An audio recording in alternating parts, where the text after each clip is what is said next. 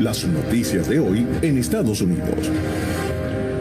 El Washington Post destaca hoy en primera página: el crecimiento de la economía se ha acelerado en el primer cuarto del año.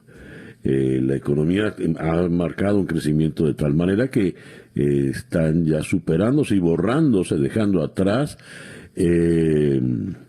las pérdidas económicas. Sin embargo, la inflación está subiendo y todavía no todos los trabajos se han recuperado. Y el The New York Times en esta mañana también dedica su gran titular a este punto.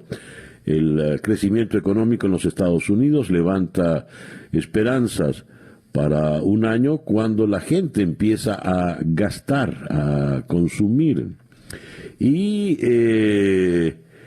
en la ciudad puntual de Nueva York, la meta del alcalde es abrir la ciudad para el 1 de julio.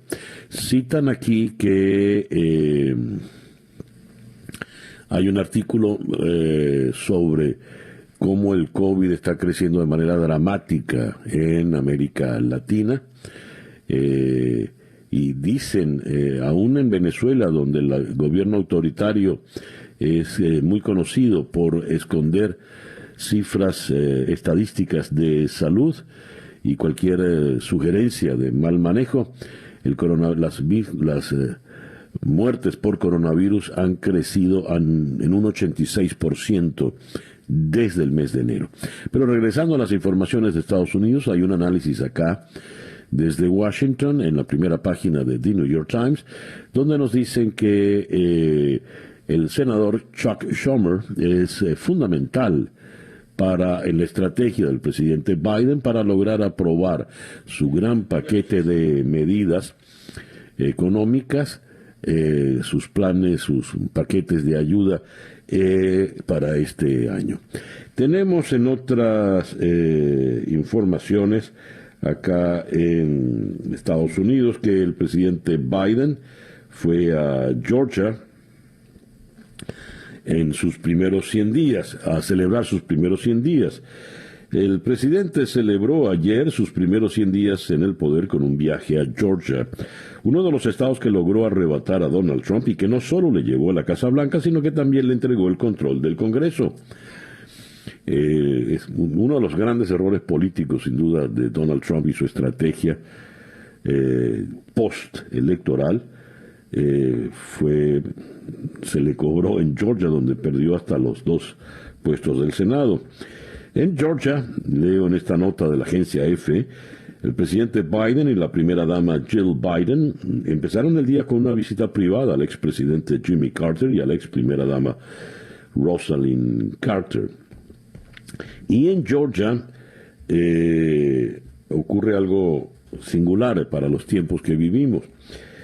El Departamento de Justicia presentó en la ciudad de Washington el miércoles cargos federales por delitos de odio contra un hombre y su hijo, a los que acusó de armarse, perseguir y matar a tiros al afroestadounidense Ahmaud Arbery cuando le vieron que corría por un vecindario en el estado de Georgia. Travis Michael y su padre Gregory fueron acusados junto con un tercer hombre, William Bryan, de un cargo de interferencia con los derechos civiles e intento de secuestro. Los McMichael también están acusados de utilizar, portar y blandir un arma de fuego durante un delito violento. Este es el juicio de derechos civiles más importante emprendido a la fecha por el Departamento de Justicia en el gobierno del presidente Joe Biden y se da en momentos en que autoridades federales han abierto rápidamente investigaciones a departamentos de policía problemáticos y los derechos civiles ocupan un lugar central en las prioridades de la dependencia.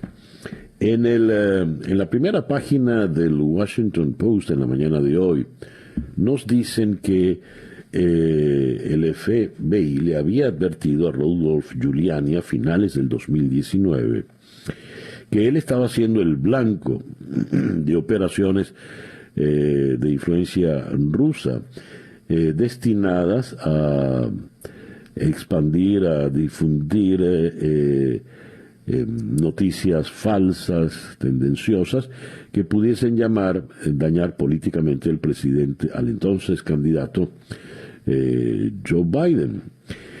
Y Giuliani pasa a ser noticia porque el FBI le allanó sus oficinas en la ciudad de Nueva York.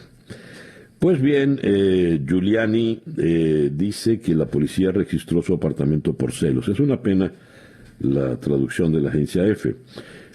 Leo y luego hago la observación. El abogado del expresidente Donald Trump, Rudy Giuliani, habló públicamente ayer por primera vez después de que la Policía Federal de Nueva York registrara su apartamento y su oficina y se incautara de varios dispositivos electrónicos. Una acción que dijo tuvo lugar porque los investigadores están celosos de su carrera profesional. Celoso es jealous, pero en inglés esa expresión, ese calificativo se usa como envidioso también. Entonces, creo que sería una traducción más correcta. Giuliani, que fue el fiscal del Distrito Sur de Nueva York en los años 80, arremetió contra los agentes federales durante el programa de radio que lleva su nombre en la emisora 77 WABC, un día después del registro. ¿Y quién salió a defender a Giuliani? Donald Trump. Dice, Rudy Giuliani es un gran patriota, le encanta este país y asaltaron su apartamento. Dijo Trump, es tan injusto, creo que es un doble rasero como nunca nadie ha visto antes. Es muy, muy injusto. Rudy es un patriota que ama a este país. Y ya que menciono al expresidente Donald Trump, leo que el expresidente Trump dijo ayer que está un 100% considerando presentarse a las elecciones presidenciales del 2024 y contempla como su posible fórmula a Ron DeSantis, el actual gobernador de Florida y uno de sus más fieles aliados. De hecho, DeSantis pues es su pupilo y gracias al apoyo de Trump llegó a la gobernación en Florida. Y hablando de DeSantis y Florida, un polémico proyecto de ley que es considerado dañino para el ejercicio del voto por correo en Florida fue aprobado ayer por el legislativo estatal y pasó al despacho del gobernador Ron DeSantis, que se prevé lo firmará. La medida presentada por los republicanos, que son mayoría en el Congreso de Florida, fue aprobada por 23 votos a favor y 17 en contra. Y ya que estamos acá en Florida, recordarán que habíamos comentado la noticia de una escuela en la ciudad de Miami que prohibía a sus maestros que no se vacunasen porque eso le hacía daño a los niños.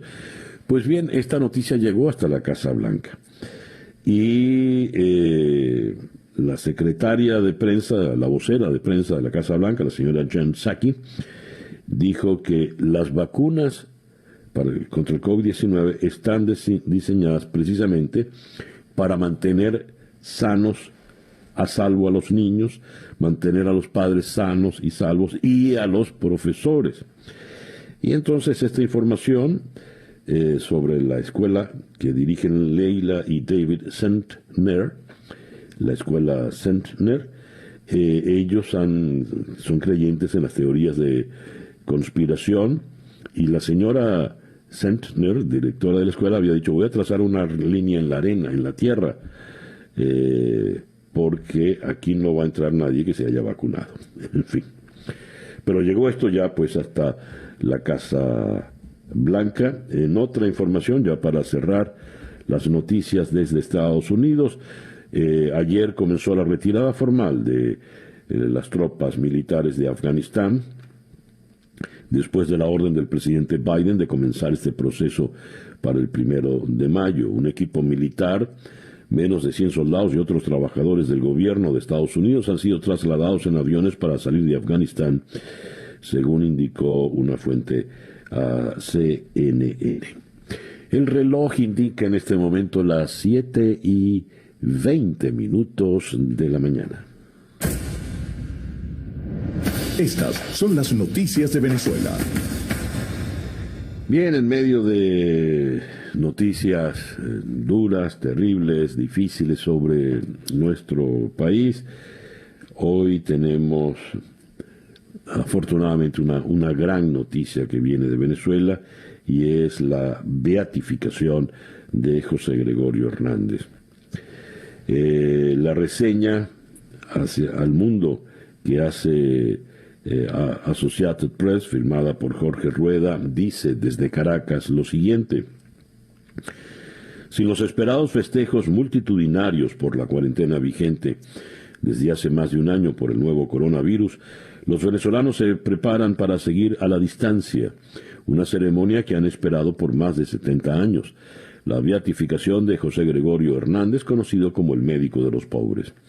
Hernández será beatificado en la pequeña capilla de un colegio católico ubicado al borde de un parque nacional montañoso al norte de Caracas para evitar aglomeraciones y controlar mejor los accesos. Estamos hablando de la iglesia del colegio La Salle. Se espera que menos de 300 personas, casi en su totalidad sacerdotes y monjas, asistan a la ceremonia. El resto de los venezolanos deberá verlo por televisión. Y los canales de YouTube, nosotros en Conexión lo podremos ver. Les cedo el micrófono un momento, Flor Alicia, para que les dé a ustedes la información completa. Sí, a las 10 de la mañana, hora de Miami, el canal YouTube en Conexión Web va a transmitir el acto de beatificación gracias a la señal matriz de Vale TV, que fue autorizada por María Eugenia Mosquero, para que ustedes que nos siguen alrededor del mundo también puedan conectarse con esta señal y ver el acto tal cual como está ocurriendo. Bien, regreso a la información de Associated Press.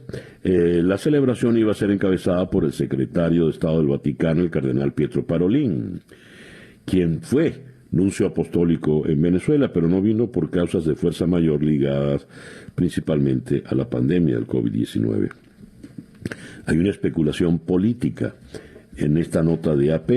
Algunos observadores consideraban que la presencia de Parolin podía haber servido para que el Vaticano preparase el terreno para potenciales nuevas negociaciones entre el gobierno y la oposición y eventualmente avanzar en el fin de la crisis política y económica y social que azota al país desde hace años. Sin embargo, esto, como les decía, es mera especulación. Tengo la información de cómo será la ceremonia y los cantos que escucharemos durante la ceremonia de beatificación. Es una inmensa cantidad es toda la Orquesta Sinfónica Gran Mariscal de Ayacucho, dirigida por la maestra Elisa Vegas, con varias corales a partir de Schola Cantorum, varias corales dirigidas por la maestra María Aguinán, y van a interpretar un repertorio de música compuesta expresamente para la ceremonia de la beatificación. Y esta es una música que abarca todos los géneros de la música popular venezolana.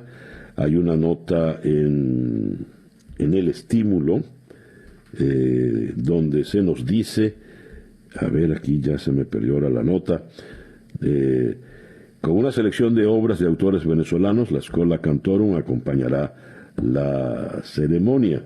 Por ejemplo, para la entrada a la iglesia hay un tema, La luz del siervo de Dios, es un merengue caraqueño compuesto por Francisco Pacheco.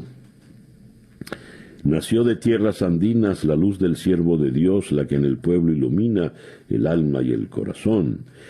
Dice el coro, de manera tal de que ustedes, teniendo acceso a este guión litúrgico, que ¿dónde lo pueden encontrar? Bueno, vamos a tratar de subirlo sí, en tu perfil. Vamos a tratar de subirlo en el perfil nuestro y en el de Flor Alicia Anzola y en Conexión Web, para que usted pueda seguir la ceremonia con el guión litúrgico y pueda sumarse a los cantos y a todo esto. Bueno, es un día de alegría y, como decíamos, José Gregorio Hernández es un laico, pero además es un hombre de ciencia, un médico, un científico, un eminente investigador, aparte de sus virtudes como médico. Y era un venezolano de bien, y en ese venezolano de bien es el cual debemos buscar identificarnos todos en estos tiempos tan difíciles. El reloj indica en este momento 7:24 de la mañana, acá en Día a Día. El editorial con César Miguel Rondón. En el portal La Gran Aldea, el doctor Manuel Guzmán Blanco, eminente médico internista venezolano, publica un artículo sobre José Gregorio Hernández, sobre el médico que fue José Gregorio Hernández, un laico comprometido que siempre buscó estar más cerca de Dios hasta que consiguió consolidar en la medicina, la docencia y la atención a los más necesitados su verdadera vocación de servicio. ¿Quién no ha regalado una estampita de José Gregorio a un ser querido que está enfermo?, dice el doctor Guzmán Blanco. Y es verdad. Además, basta reparar en la cantidad de José Gregorios que hay en nuestro país. Quizás sea el nombre más repetido entre los venezolanos. Todos, haga usted un ejercicio. Todos conocemos a un José Gregorio. La beatificación del santo de Isnotú llega cuando más necesitamos su ejemplo y protección para los enfermos del país y para nuestro país gravemente enfermo. Es una cita que hace el doctor Manuel Guzmán del padre jesuita Luis Ugalde. Y nos dice